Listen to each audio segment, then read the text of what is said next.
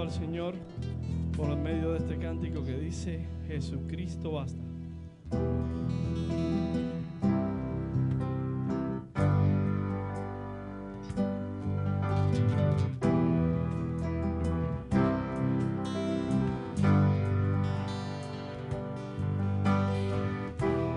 Nuestros corazones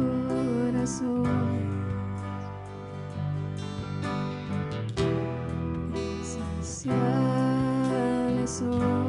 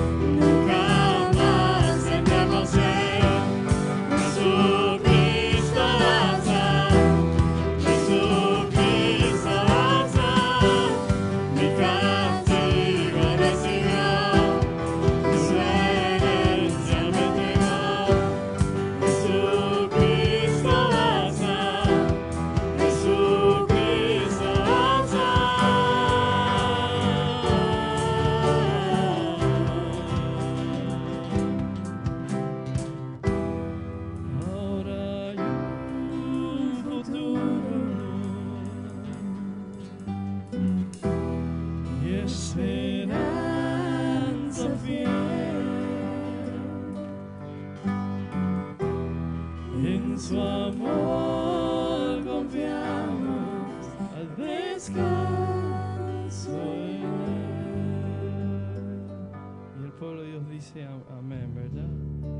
Porque, como dice este cántico, Dios no rechaza oración, oraciones alimento.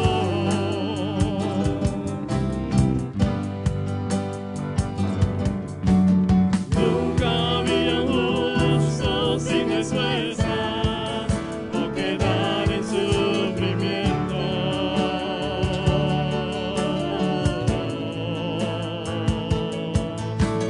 Basta solamente esperar lo que Dios irá a hacer.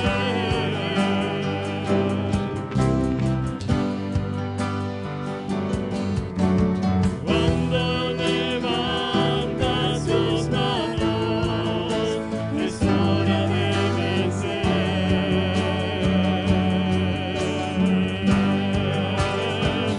Oh, alaba, simplemente alaba. Estás llorando, alaba. En la prueba, alaba. Estás sufriendo, alaba. No importa, alaba. Tu alabanza lo escuchará. Dios Padre te ha abierto caminos, te lanza una pena sembrando espinas. Manda sus ángeles contigo a luchar. En medio de puertas nadie puede cerrar. Él trabaja para los que confían, camina contigo de noche y de día. Levanta tus manos, tu victoria llegó. Comienza a cantar, alaba a Dios, alaba a Dios, alaba a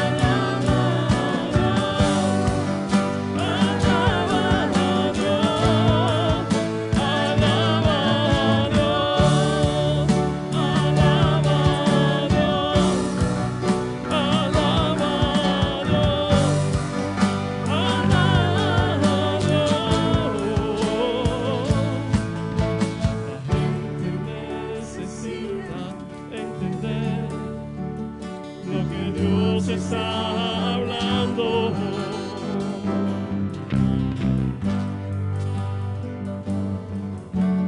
Cuando Él queda en silencio, es porque está trabajando.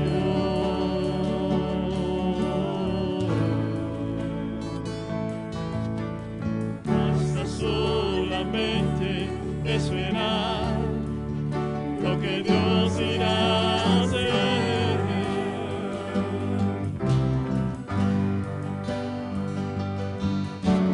Cuando Él extiende sus manos, es hora de vencer.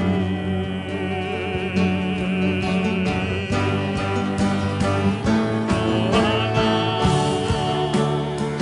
simplemente alaba.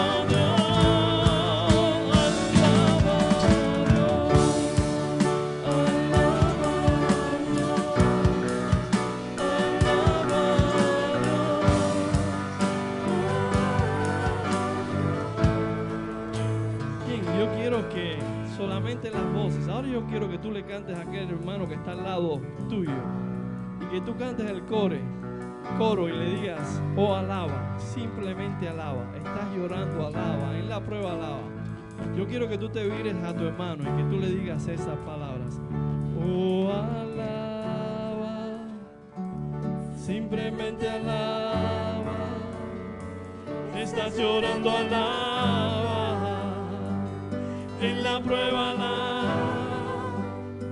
Estás sufriendo, alaba.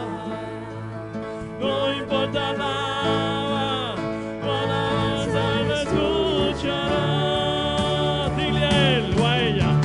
Dios va al frente abriendo caminos, comprando cadenas, cerrando destinos. Manda sus ángeles contigo a luchar. Él abre puertas, nadie puede cerrar.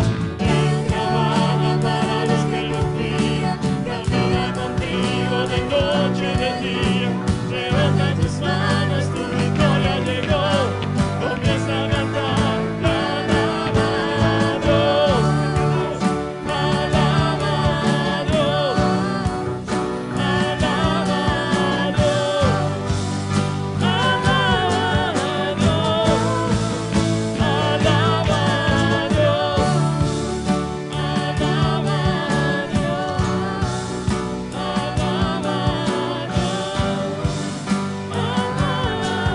Dios. Y el pueblo de Dios dice, Alaba.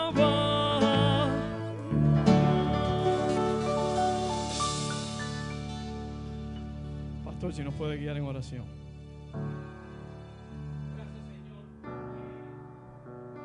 Cuando tu pueblo, Señor, te alaba, las puertas del infierno se estremecen, Señor. Porque tú habitas en medio de la alabanza de tu pueblo, Señor. Una alabanza que queremos darte siempre, Señor, en espíritu y en verdad. Una alabanza, Señor, que brota de lo más profundo de nuestro ser. Porque, Señor, cada día tenemos que caminar contigo. Y vivimos en un mundo, Señor, de inseguridad. Vivimos en un mundo caído. Vivimos en un mundo violento. Pero aún así, Señor, podemos caminar contigo. Y cuando caminamos contigo sentimos la seguridad. Sentimos el propósito. Sentimos tu bendición.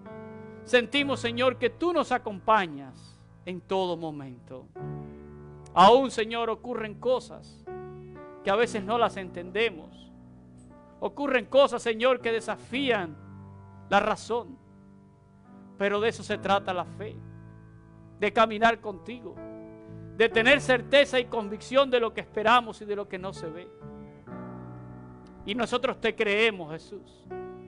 Te creemos. Y estamos convencidos de que tú viniste a este mundo. Estamos convencidos, Señor, de que tú moriste en la cruz por cada uno de nosotros. Estamos convencidos, Señor, que en ese sacrificio mi cuenta fue cancelada. Estamos convencidos, Señor, que tú derrotaste a la muerte.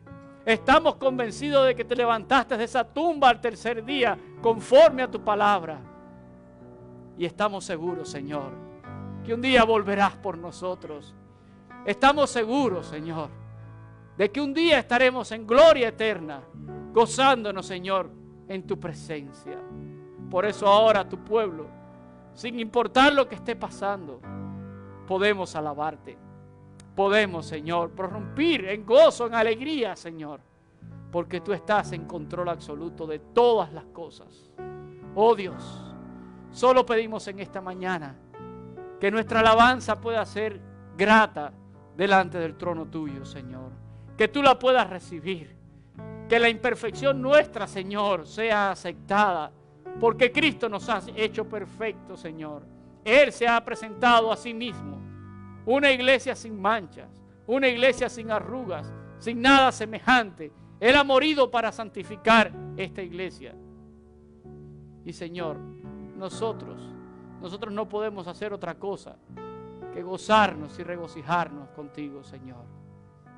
Bendícenos. Y ahora, Señor, prepara nuestra mente, Prepara nuestro corazón para recibir tu palabra. Lo pedimos en el nombre de Jesús. Amén y amén. Hoy voy a continuar la serie que habíamos comenzado acerca de Elías, un hombre sujeto a pasiones. Y eso es lo que nos enseña, ¿verdad? Santiago, cuando escribía allí en su epístola que Elías era un hombre sujeto a pasiones, dice, como las nuestras. Y hoy vamos a tocar un pasaje que probablemente es el pasaje que la mayoría de las personas conocen acerca de Elías. Y es cuando tuvo, ¿verdad?, ese encuentro de poder con los profetas de Baal en el monte Carmelo, ¿verdad? 450 profetas de Baal, 400 profetas de Acera. Ahora, en nuestro primer sermón nosotros habíamos dicho que Elías había, o predijo, ¿verdad?, la sequía que vino sobre Israel. Y Dios escondió a Elías en el arroyo de Querit y lo había alimentado, lo estuvo sustentando allí con pan y con carne que enviaba, dice, por la mañana y por la tarde con cuervos. Y habíamos hablado de que esos cuervos eran animales inmundos, pero aún así Dios le plació hacerlo de esa manera. Luego, cuando el arroyo se seca, Dios envía a Elías a Sarepta de Sidón, a la casa de una viuda y una viuda gentil. Y allí también Dios sustentó a Elías obrando un milagro, porque dice que nunca bajó la harina de la tinaja ni el aceite de la vasija durante todo el tiempo que Elías estuvo viviendo allí. Ahora, quiero que regresemos en esta mañana a nuestra lectura devocional allí en el capítulo 18. Voy a hacer una introducción para que usted se ponga allí en el contexto, ¿verdad? Cuando usted comienza a leer en el capítulo 18, se nos dice que ya era el tercer año de la sequía. Y viene palabra de Dios nuevamente a Elías y le dice que se muestre a Acab y que Dios entonces va a hacer llover sobre la tierra. Miren lo que dice, y le dijo, bueno, esto es después, perdón. Y Dios va a hacer llover sobre la tierra. Pero en aquellos días, dice allí en el capítulo 18, que Acab había dividido su país en dos partes y había mandado a su siervo, a su mayordomo, Abdías, a recorrer una parte del país y él iba a recorrer la otra parte buscando una fuente de agua, buscando pastos para los animales, porque pensaban que se iban a quedar también sin animales. Y Abdías sale a recorrer su parte del país y dice que en ese recorrido se tropieza con Elías. Y Elías le dice, ¿verdad? Ve y dile a Acab, Elías está aquí. Y Abdías se tiró en el suelo Abdías se tira en el suelo cuando Elías le dice esto. Y se tira en el suelo porque le dice, ¿cómo tú crees que yo voy a hacer esto, verdad? Cuando el rey Acab te ha estado buscando por 3 años. Elías estaba en la lista de los 10 más buscados por el FBI y Elías estaba en el número 1, ¿verdad? La Biblia dice que Acab lo había mandado a buscar por todos los lugares. Lo dice en el versículo 10, si mal no me recuerdo, no sé si ñaño lo tenemos ahí, ¿verdad? El versículo dice, vive Jehová tu Dios, que no ha habido nación ni reino a donde mi Señor no haya enviado a buscarte. Y todos han respondido, no está aquí, y a reinos y naciones él ha hecho jurar que no te han hallado. Y ahora tú te me apareces a mí aquí en el medio del camino y me dices que vaya y le diga a Acab que tú has aparecido. Y lo que va a suceder es que cuando yo vaya a avisarle al rey Acab, el Espíritu de Jehová va a venir y te va a arrebatar. Y cuando yo llegue aquí con Acab y tú no estés, Acab me va a matar a mí. Ese es el contexto, ¿verdad? Esa es la introducción a donde nosotros comenzamos entonces con nuestra lectura devocional. Porque cuando Abdías le dice eso a Elías, miren lo que Elías le contesta. Vamos allá al versículo 15, dice, y le dijo Elías, vive Jehová de los ejércitos en cuya presencia estoy, que hoy me mostraré a él, ¿verdad? Y eso fue lo que realmente sucedió. Abdías va a buscar a Acab y Acab viene a ver a Elías. Ahora, yo quiero que ustedes vean qué sucede en este encuentro. Cuando Acab viene y se encuentra finalmente con el profeta Elías. 3 años buscando a este hombre, pero Dios lo había escondido. Dios lo tenía oculto, ¿verdad? Porque todo ocurre en el tiempo de Dios. Y cuando llega, miren lo que dice la palabra allí en el verso 16. Vamos atrás. Verso 16 dice, entonces Abdías fue a encontrarse con Acab y le dio el aviso. Y Acab vino a encontrarse con Elías. Y cuando llega, miren lo que le dice a Acab. Cuando Acab vio a Elías, le dijo, ¿eres tú el que turbas a Israel? Y quiero que nos concentremos en esta pregunta. ¿Eres tú el que turba a Israel? Porque esta pregunta, sí, es una pregunta, pero literalmente es una acusación contra Elías. Elías era el hombre que 3 años atrás había predicho, ¿verdad? Predijo aquella sequía. Y de alguna manera Acab lo está responsabilizando. ¿Eres tú el que está turbando a Israel? Y su pregunta no es solo una acusación, de alguna manera encierra, ¿verdad? Amenaza y un poco de condena hacia Elías. Lo había estado buscando por 3 años y no aparecía. Ahora, la respuesta de Elías es una respuesta valiente contra Acab. Vamos a leerla allí en el verso 18, ¿verdad? Dice Elías, yo no he turbado a Israel, sino tú y la casa de tu padre, dejando los mandamientos de Jehová y siguiendo a los Baales. Y miren, es interesante porque esa es la tendencia de muchísimas personas, ¿verdad? A Acab le está pasando lo que le pasa a muchas personas, que siempre buscan un culpable para responsabilizarlo de sus propios errores. Acab estaba tratando de responsabilizar ¿a quién? A Elías. ¿Eres tú el que está turbando a Israel? Y Elías dice, no soy yo. Eres tú, ¿verdad? Y la casa de tu padre, porque han dejado los mandamientos de Jehová. Onri, ¿verdad? Era el papá de Acab y fue rey también en Israel.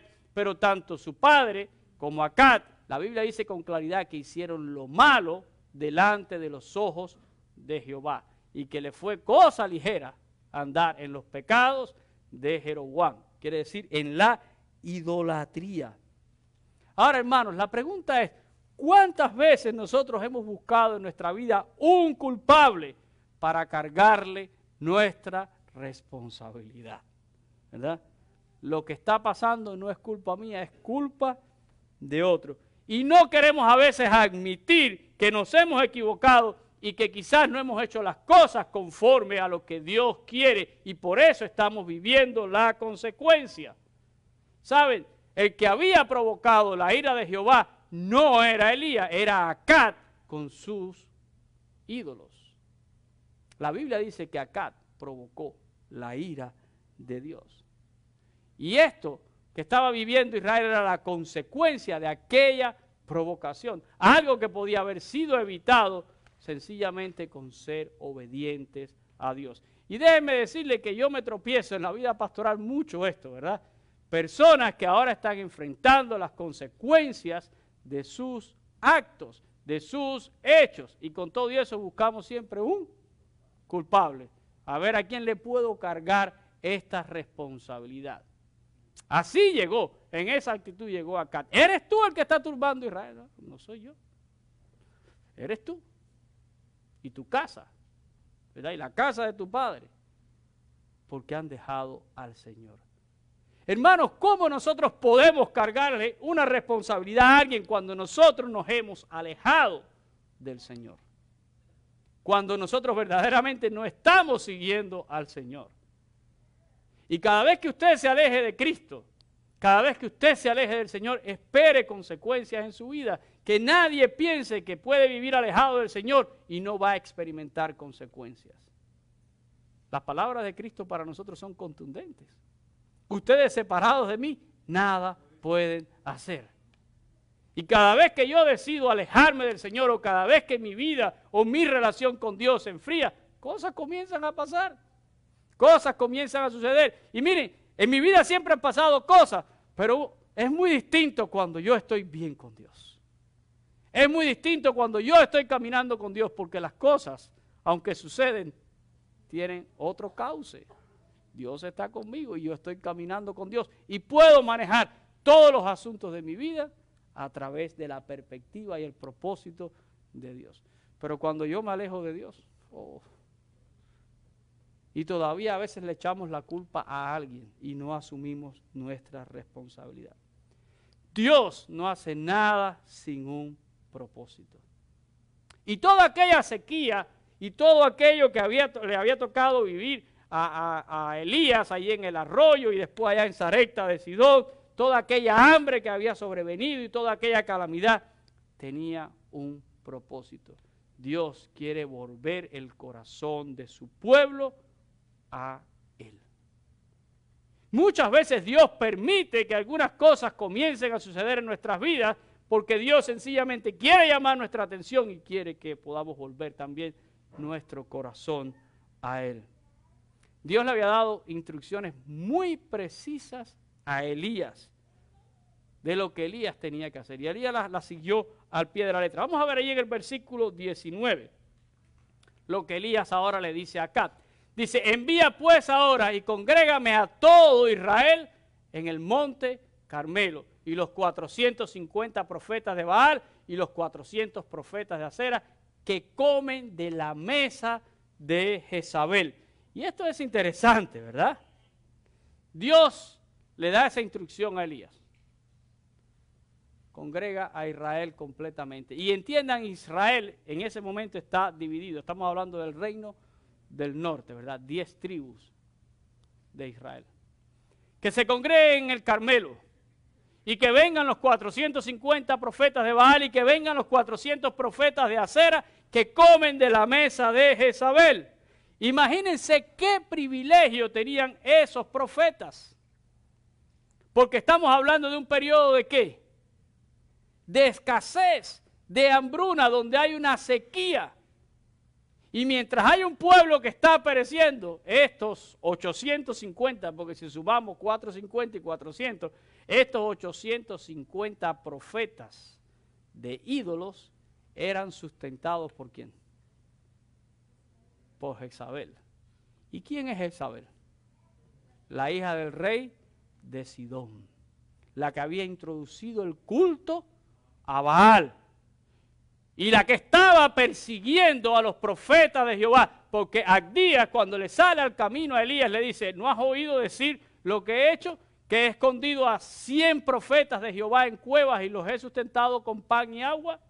Jezabel estaba persiguiendo a los profetas de Dios y al mismo tiempo sustentaba a los profetas de Baal y de Acera. ¿Cuál era el objetivo? Exterminar el culto a Dios y perpetuar el culto ¿a quién?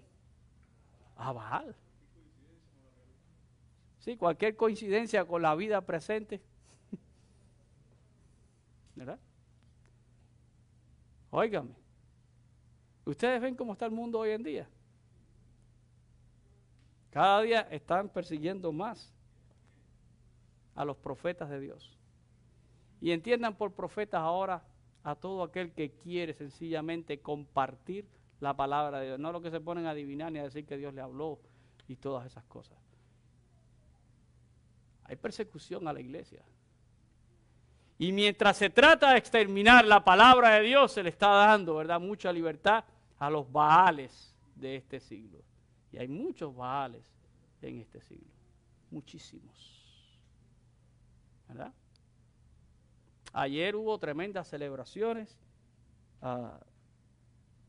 de recordación por las 49 personas que fallecieron, ¿verdad?, en el tiroteo de Orlando, en aquel bar que era solo de homosexuales y demás. Y por supuesto que lamentamos profundamente ese hecho de violencia y eso es condenable porque nadie tiene la libertad de tomar la vida de nadie, ¿verdad? Son seres humanos independientemente del pecado que puedan tener, porque todos al final somos pecadores a los ojos de Dios. Así que eso es condenable. Pero lo que llama la atención es que ¿estamos convirtiendo en héroes a cada personaje en este país? ¿Verdad? Estamos convirtiendo en héroe a cada personaje en este país. Y lo triste fue ver iglesias tocando campanadas. Lo triste fue ver algunos pastores allí dando un apoyo total a todo este tipo de cosas. Hermanos, estamos viviendo un tiempo difícil, ¿verdad? Jezabel quería exterminar los profetas de Dios y perpetuar el culto de Baal. Pero Dios está por encima de todas las cosas. Nuestro Dios está por encima de todo. Y Dios es el que está orquestando y dirige todos los hilos de la historia. Ahí está Dios, ¿verdad? Acá no tienen idea de lo que va a suceder y convoca a Israel al monte Carmelo, ¿verdad? Allí reunió a todos los profetas de Baal, de Acera, y estaba Elías y todo el pueblo de Israel. Y Elías hace una pregunta al pueblo, una pregunta que traspasa el tiempo y una pregunta que tiene que llegar a cada uno de nosotros. Y yo quiero que todos nosotros podamos reflexionar en esta pregunta. Y que nadie se sienta ofendido, ¿verdad? Pero miren lo que Elías le pregunta al pueblo. Dice, y acercándose Elías a todo el pueblo le dijo, venga todo el mundo para acá. Vengan todos para acá, ¿verdad? Elías no tenía sistema de sonido. He estado en el Monte Carmelo, a veces me pregunto cómo había tanta gente allí. ¿Cómo puede haber sido aquello? Tremendo. Pero Elías le dice, ¿hasta cuándo claudicaréis vosotros entre dos pensamientos? Si Jehová es Dios, seguidle, y si Baal, id en pos de él. Y es interesante esta pregunta, ¿verdad? Muy significativa. Es una pregunta de tiempo. ¿Hasta cuándo? Es como decir, ¿por cuánto tiempo más claudicaréis? Y esta palabra claudicar es una palabra también interesante en hebreo. Viene de la palabra pasak, se parece a la palabra pesak, pero no es la misma, ¿verdad? Y significa vacilación, vacilar. No el vacilar de los cubanos. Los cubanos dicen por ahí que son tremendos vaciladores, pero lo dicen en otro sentido, ¿verdad? Nadie equivoque el concepto de la palabra. Vacilar quiere decir oscilar, moverse, ¿verdad? Moverse entre dos cosas. ¿Hasta cuándo claudicaréis entre dos pensamientos? Y la palabra pensamiento también aquí es muy importante. Es una palabra hebrea, la palabra saif, y significa algo que está dividido, escepticismo, incredulidad, fisura, algo que está partido en dos. Así que la pregunta de Elías se pudiera parafrasear en nuestros tiempos y decir, ¿cuánto tiempo más ustedes van a estar tratando de decidir cuál es el Dios verdadero? Si Jehová es Dios, vayan en pos de él. Y si ustedes creen que es Baal, pues entonces vayan tras Baal. Pero lo que no pueden es pasarse la vida en esta oscilación, ¿verdad? Claudicando entre dos pensamientos. Yo creo que si algo yo he repetido hasta la saciedad y lo seguiré repitiendo siempre es, y es algo que usted tiene que poner en su cabeza, porque la Escritura jamás apoya ni dobles posiciones ni posiciones intermedias. Siempre lo digo y lo diré. No existe para un cristiano dos posiciones ni una posición intermedia. Y tristemente eso es lo que quieren muchísimas personas hoy en día. Quieren encontrar un balance, pero no hay oportunidad. La Escritura no da base para que nosotros pensemos en dos posiciones ni en posiciones intermedias. A ver si algunos textos de la palabra de Dios nos acaban de abrir nuestros entendimientos. Porque Dios dijo, yo soy Jehová, tu Dios, fuerte y celoso. No tengas dioses ajenos delante de mí. No puedes servir a dos señores. El que no es conmigo, contra mí es. O eres frío o eres caliente. Tibio te vomito de mi boca. ¿Cuántas veces lo he dicho desde este púlpito? Y lo seguiré repitiendo. Hermanos, esto es tan sencillo como somos con Dios o somos en contra de Dios. Una de las dos. Pero usted no puede estar en los dos lados, ni tiene manera de estar parado en el medio. Y son tiempos de definición. Son tiempos de definición.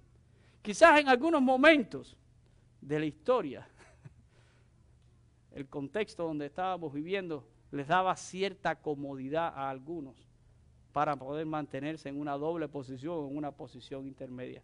Pero los tiempos que corren hoy en día son tiempos de definición. Y te lo digo, y no soy profeta que anuncio el futuro, pero vete pensando cuál de los dos lados vas a tomar. O estás con Dios o estás en contra de Dios. Tendrás que definirlo, ¿verdad? Aquí llega a algo interesante. Dice al final de este versículo algo. Dice que cuando Elías hizo esta pregunta, ¿qué hizo el pueblo? Dice que el pueblo no respondió palabra. Un silencio tremendo, donde había probablemente miles y miles de personas, un silencio tremendo allí en el Monte Carmelo. Y es un silencio que no es por respeto, es un silencio sencillamente porque la conciencia acusa y todas aquellas personas sabían que Elías tenía razón en lo que él estaba diciendo. Este es un momento como ese, ¿verdad? Cuando llegó el Señor y le trajeron a aquella mujer adúltera y el Señor dijo, aquí el que esté limpio de pecado sea el primero en arrojar la piedra contra ella. Dice que nadie pudo. Nadie pudo tirar una piedra. Y aquí nadie podía decir ni una palabra, ¿verdad? Aquí estamos viviendo un momento de definición. Porque lo que sucedió en el Monte Carmelo fue un momento de definición. Un momento como el que vivió Josué también cuando entró con el pueblo a la tierra de Canaán. Josué, ese texto, ¿verdad? Capítulo 24, versículo 15. Ese texto que todo el mundo conoce. Cuando Josué se tuvo que parar delante del pueblo y les dijo, y si mal os parece servir a Jehová, escogeos hoy a quién van a servir. Si te parece mal seguir a Dios, acaba de definirte. ¿A quién tú vas a seguir? Defínete, ¿verdad? ¿A quiénes van a servir ustedes? Si a los dioses a quienes sirvieron vuestros padres cuando estaban al otro lado del río, y esto fue después de cruzar el Jordán, o a los dioses de los amorreos ahora donde nosotros estamos, ¿verdad? En cuya tierra habitáis. Pero Josué se definió, yo y mi casa serviremos al Señor. ¿Puede decir usted amén por eso? Eso merece un amén. Eso es un tiempo de definición. Y lo que va a ocurrir en el Monte Carmelo también es un momento de definición. ¿A quiénes vamos a servir?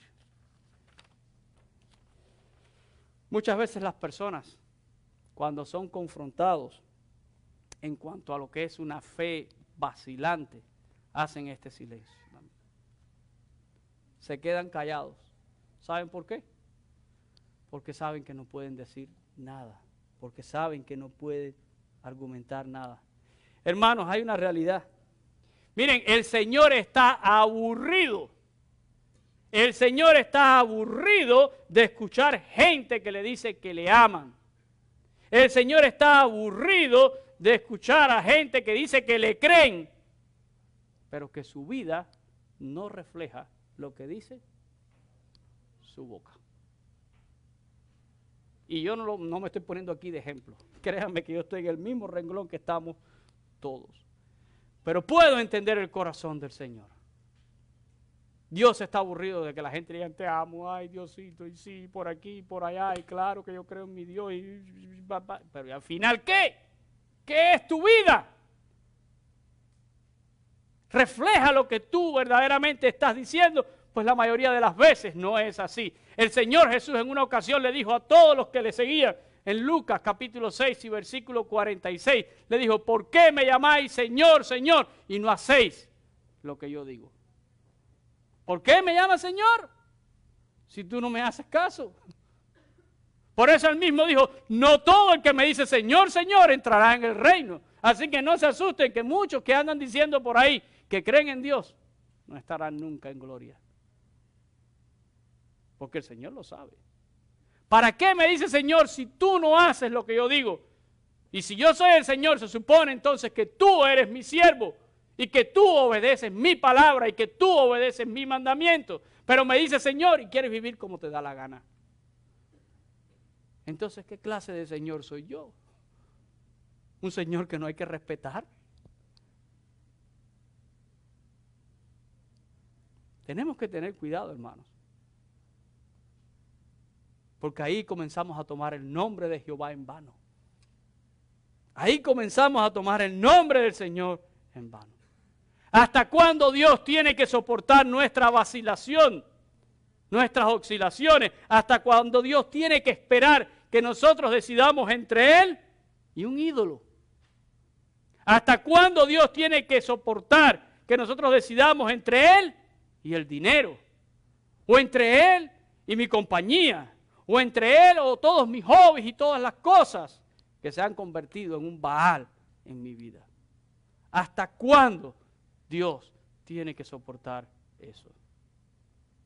Y esa es la pregunta que Elías le está haciendo al pueblo. ¿Hasta cuándo ustedes van a seguirle siendo infieles al Señor? Ya, decídanse. Si Jehová es Dios, pues vayan por donde está Dios. Y si ustedes creen que es Baal, pues arranquen todos para allá a hacerle sacrificio a Baal. Pero ya.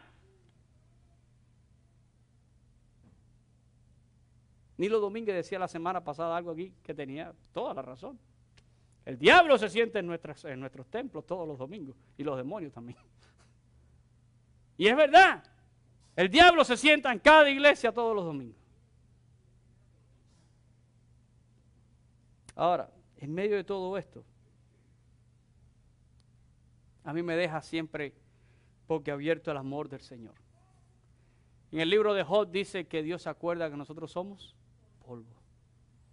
Dios sabe y conoce nuestra humana debilidad. Pero hermano, la realidad es que Dios nos ama tanto, que está dispuesto siempre a hacer algo para llamar nuestra atención y que nosotros podamos volver a poner nuestros ojos en Él. ¿Saben cuántas veces Dios ha hecho cosas en mi vida para llamar mi atención? Para decirme estoy aquí. Soy el Dios verdadero. Soy el que de verdad te puedo ayudar. Soy el que de verdad puede resolverte tu problema. Olvídate de todo lo demás. Aquí estoy yo. Dios ha hecho cosas increíbles en mi vida para llamar mi atención y demostrarme cuánto me ama. Y que Él es el único verdadero y fiel. Y que todo lo demás que hay en mi vida no es nada. No es nada. Y Dios estaba dispuesto a hacer algo para volver el corazón del pueblo hacia Él. Y en esta historia Dios usa a Elías. Un hombre sujeto a pasiones. Un hombre, ¿verdad? Como usted y como yo. Y usó a Elías para un encuentro de poder, donde Dios se manifiesta de una manera contundente para que el pueblo sepa quién es el Dios verdadero. Y déjeme decirle que cuando Dios se manifiesta siempre de manera contundente. Cuando Dios trae una victoria es aplastante. Usted nunca va a pensar, bueno, Dios ganó aquí por photo finish, ahí, ¿verdad? Por un voto. Cuando Dios triunfa, su victoria siempre es contundente. No deja lugar a dudas de quién Él es. Quiero leer con ustedes los versículos del 22 al 24. Vamos a ver qué pasó allí. Elías hace una pregunta al pueblo. El pueblo se queda callado y dice, y Elías volvió a decirle al pueblo, solo yo he quedado profeta de Jehová. Bueno, había más, pero en ese momento allí él era el único. Mas de los profetas de Baal aquí hay 450 hombres. Désennos pues 2 bueyes y escojan ellos uno y córtenlo en pedazos y pónganlo sobre la leña pero no pongan fuego debajo, y yo prepararé el otro buey y lo pondré sobre la leña, y ningún fuego pondré debajo. Verso 24. Invocad luego vosotros el nombre de vuestros dioses, y yo invocaré el nombre de ¿quién? De Jehová. Y el Dios que respondiere por medio de fuego, ese sea Dios. Y todo el pueblo respondió diciendo, ¿qué cosa? Ahora el pueblo habló. Ah, ahora sí. Bien dicho, ¿verdad? Vamos a ver cómo es esto. Pero Elías está proponiendo un desafío de poder para que se muestre quién es el verdadero Dios. Para que haya evidencia contundente de quién es el verdadero Dios. Vamos a seguir leyendo para saber qué fue lo que pasó. Vamos a leer ahora del verso 25 en adelante. Dice, entonces Elías dijo a los profetas de Baal, escogeos un buey y preparadlos vosotros primero, pues que sois los más. E invocar el nombre de vuestros dioses, mas no pongáis fuego debajo. Y ellos tomaron el buey que les fue dado y lo prepararon e invocaron el nombre de Baal desde la mañana hasta el mediodía, diciendo, Baal, respóndenos. Pero no había voz ni quien respondiese. Entre tanto, ellos andaban saltando cerca del altar que habían hecho. Y aconteció que al mediodía, que Elías se burlaba de ellos, diciendo, gritad en alta voz, porque Dios es, quizás está meditando, o tiene algún trabajo, o va de camino, tal vez duerme y hay que despertarle. Y ellos clamaban a grandes voces y se zanjaban con cuchillos y con lancetas, conforme a sus costumbres, hasta chorrear la sangre sobre ellos. Pasó el mediodía y ellos siguieron gritando frenéticamente hasta la hora de ofrecer el sacrificio. Eso es la tarde ya. Pero no hubo ninguna voz, ni quien respondiese, ni escuchase.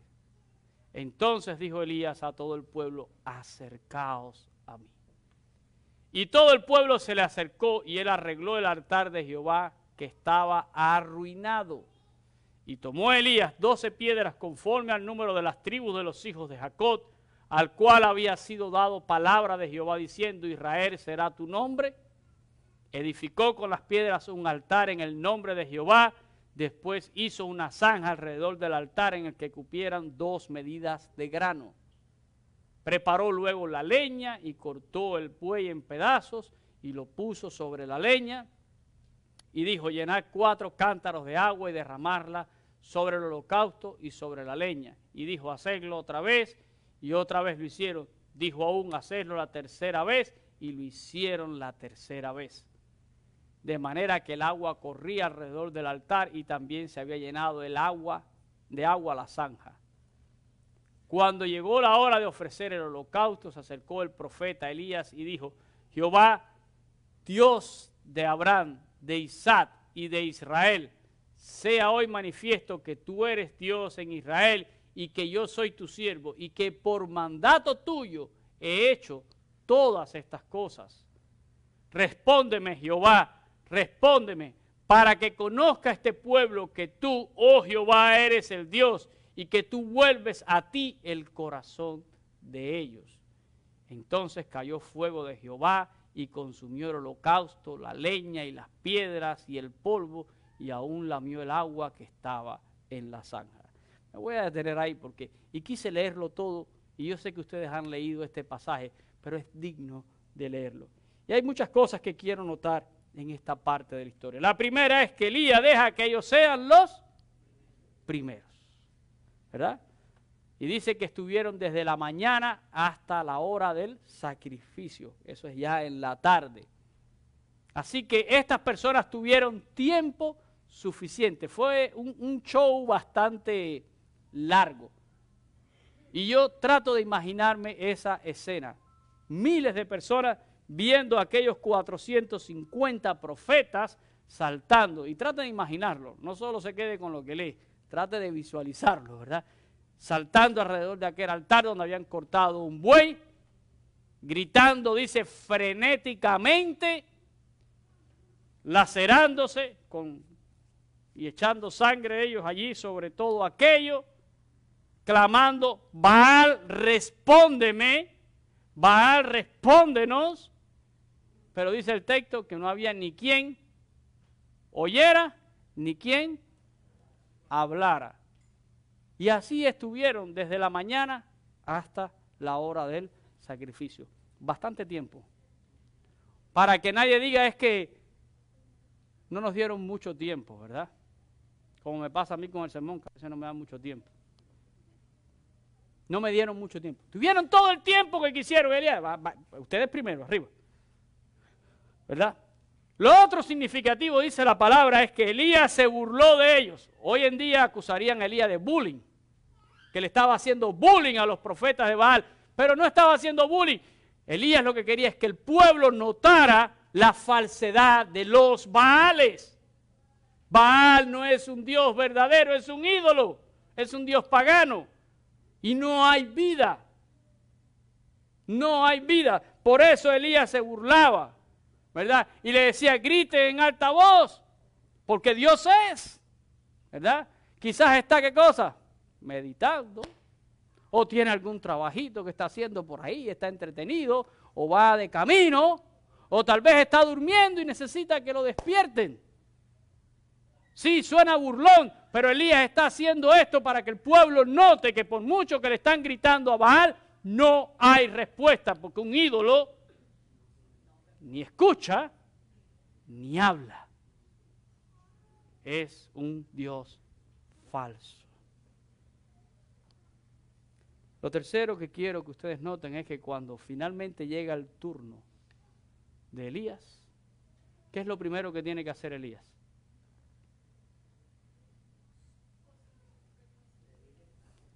Tiene que arreglar el altar de Jehová, porque ¿cómo estaba? ¿Y por qué estaba arruinado el altar de Jehová? Porque el pueblo se había alejado de su Dios y estaba tras los Baales. Hermanos, ¿cuántos de nosotros necesitamos realmente arreglar nuestro altar con Dios? Porque estamos a veces detrás de tantas cosas que nuestra relación con Dios se ha minado. Y necesitamos arreglar esa relación. Necesitamos arreglar nuestro altar porque está muchas veces arruinado detrás de otras cosas. Un altar arruinado simplemente implica una relación dañada. Y eso es lo primero que tienes que hacer, Elías, ¿verdad? Tiene que arreglar el altar. Toma 12 piedras conforme al número de las tribus de Israel. Lo otro que hace Elías es que eleva la dificultad del reto. Porque ¿qué pide Elías que echen sobre? Para demostrar, miren, las victorias de Dios, se lo dije, son aplastantes. Y Él quiere que todo el mundo note cuán diferente. Esta leña estaba sequita, esta gente se pasaron aquí el día entero gritando y no pasó nada. Yo nada más voy a clamar una vez. Pero encima de eso, dice que Elías, dile que estás en el culto. Elías, ¿verdad? Manda que le echen 4 cántaros de agua. Y esto lo manda a que lo hagan 3 veces. O sea que en total le echaron 12 cántaros de agua. Y fíjense que él había hecho una zanja y dice que la zanja se llenó. Ahora hay que encender leña mojada. Pero además de eso, estamos en el medio de una sequía. ¿Ustedes saben lo que implicaba derramar 12 cántaros de agua?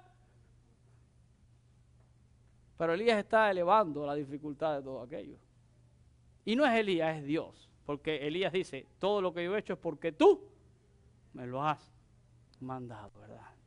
Y por fin llega el momento donde Elías empieza a invocar el nombre de Dios, Dios de Abraham, Dios de Isaac, Dios de Jacob, Dios de pacto, ¿verdad? Dios de Israel. Que sea hoy manifiesto que yo soy tu siervo y que yo he hecho todo esto porque tú me lo has mandado. Pero el objetivo de todo esto, ¿cuál era? Lo dice ahí el verso 37. Que todo el mundo pueda saber quién es el Dios verdadero y pueda volver sinceramente su corazón a Dios. Y la Biblia dice que Dios testificó con fuego, que cayó un fuego tan intenso, tan fuerte, que consumió el holocausto, la leña, las piedras, y dice que aún lamió el agua de la zanja. No quedó nada, nada allí. Y ahora imagínense todo el pueblo viendo eso. ¿Cuál fue la reacción del pueblo? Verso 39. Viéndolo todo el pueblo, se postraron. Aquí hay dos cosas: postración y reconocimiento. La gente se postraron y dijeron: Jehová es el Dios. Jehová es el Dios. 2 veces. Y no era que ellos no sabían que Jehová era el Dios. Es que ellos le habían dado espacio en su corazón a otros dioses. Y Dios está volviendo ahora el corazón de ellos. Miren, ¿saben? Cuando usted esté en problemas, clámele a su Baal. Sí, porque a veces nosotros cuando estamos en problemas, en dificultades, es que bueno, voy a ver ahora, voy a hablar con el socio, con el amigo, a ver si fulano me resuelve, si el otro me ayuda, si el esto, si lo otro, en vez de primeramente volvernos a quién, a nuestro Dios. Dependemos de tantas cosas en esta vida antes de depender de Dios, y entonces vemos a Dios como el último recurso, cuando Dios debe de ser nuestro primer recurso en todo. Hay gente que no le cuentan su problema a Dios hasta que hablaron con su amigo, con el amigo del amigo, a ver si me resuelve, si yo saco del rollo y confío en el dinero que tengo, o en el esto, o en las relaciones. Y cuando ya todos los baales fallan, porque ni oyeron ni respondieron, entonces Dios hace algo. Y hace algo porque te ama. Y hace algo para llamar tu atención. Y hace algo para que tú sepas que Él es el Dios verdadero. Para volver tu corazón hacia Él. Y lo triste, miren, ese día el corazón de Israel volvió a Dios. Pero no mucho tiempo después, volvieron a fallarle a Dios. Volvieron a desentenderse de Dios. Y eso es lo que le pasa a muchas personas.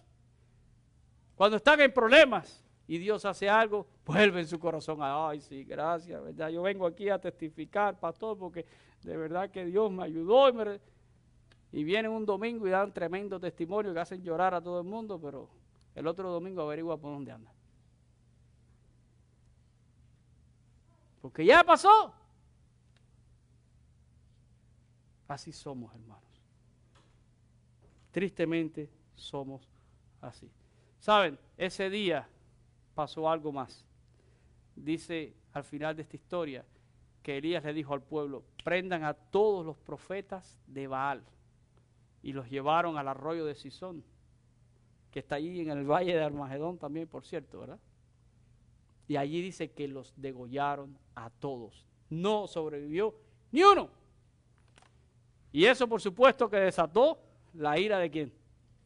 De Jezabel. Y ya de eso estaremos hablando en próximos sermones, porque ahora se pone la cosa buena contra Elías. Si Elías era buscado, ahora es perseguido, ¿verdad? De eso vamos a hablar. Pero quiero que noten algo que dije al principio. Jezabel estaba tratando de exterminar a los profetas de Dios y sustentar a los profetas de Baal. Y en un instante, Dios hizo así y volteó la tortilla. Vuelve el corazón del pueblo hacia Dios y elimina a todos los profetas de Baal.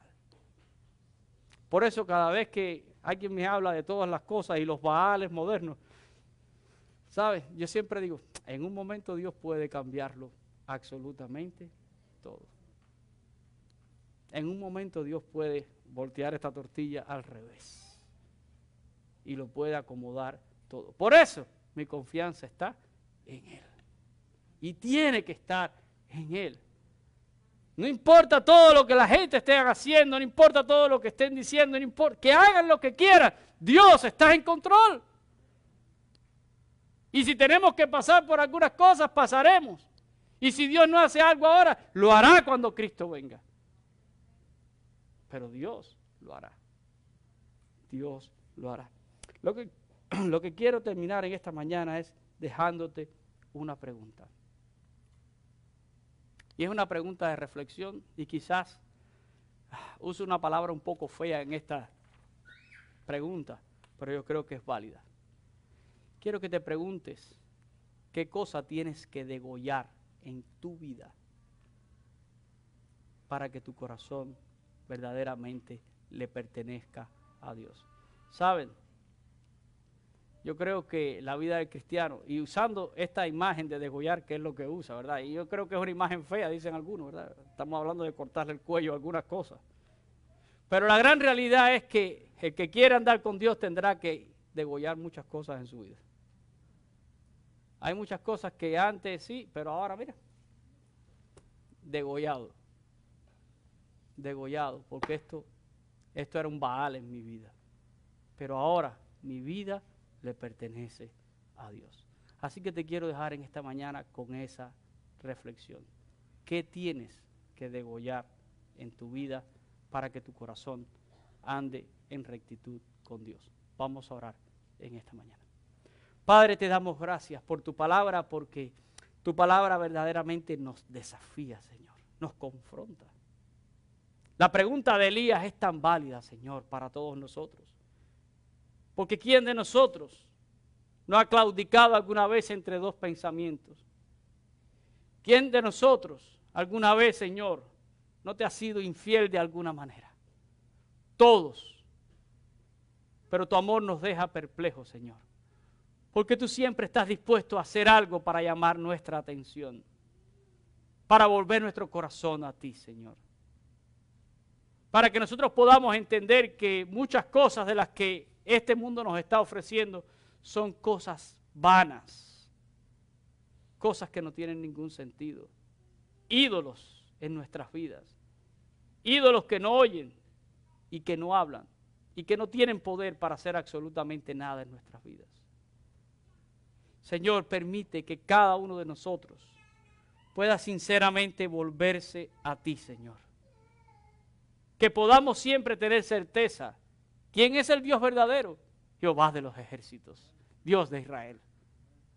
Tú eres el Dios verdadero. No hay Dios fuera de ti. Y nosotros, Señor, lo proclamamos. Nosotros, Señor, lo creemos. Y te queremos seguir, Señor. Ayúdanos a degollar cualquier cosa en nuestra vida que viene a robar esa preeminencia que Cristo debe de tener en cada uno de nosotros. Él está sobre todas las cosas. Y permite que siempre seamos una iglesia, que podamos proclamar esta verdad, aun cuando el mundo se disguste, aun cuando personas se disgusten. Nosotros, Señor, queremos decir que tú eres el único y verdadero Dios. Y que, como dijo Josué, cada uno de nosotros tendrá que escoger a quién va a servir. Pero que podamos, Señor, proclamar que nosotros y nuestras casas, nuestras familias, te serviremos a ti, Señor. Que esa sea nuestra decisión, que esa sea nuestra convicción.